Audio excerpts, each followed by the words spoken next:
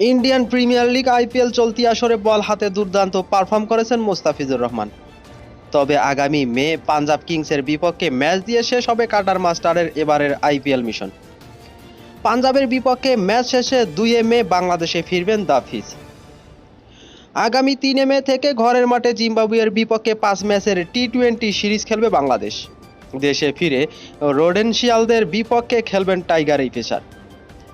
এই সিরিজের কারণে আইপিএলের পুরো আসরের জন্য তাকে অনাপত্তিপত্র দেয়নি বাংলাদেশ ক্রিকেট বোর্ড বিসিবি। টুর্নামেন্টের মাঝপথে ফিজকে দেশে ফিরিয়ে নেওয়ায় বিসিবির সিদ্ধান্তের কড়া সমালোচনা করেছেন আকাশ চোপড়া।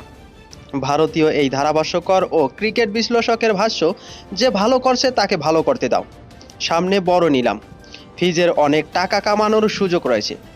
বাংলাদেশের মনে হয় দ্য ফিজের ওয়ার্কলোড ম্যানেজমেন্ট না হলে বাংলাদেশ বিশ্বকাপ উঁচিয়ে ধরতে পারবে না।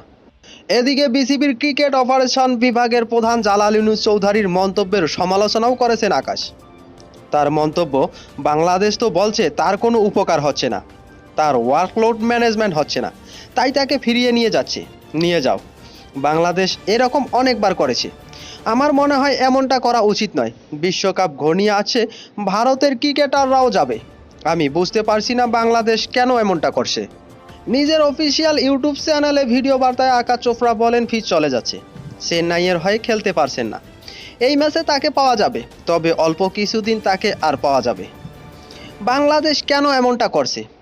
আমার ভাইকে খেলতে দাও না, না হলে চেন্নাইয়ের কিছুটা ক্ষতি হয়ে যাবে।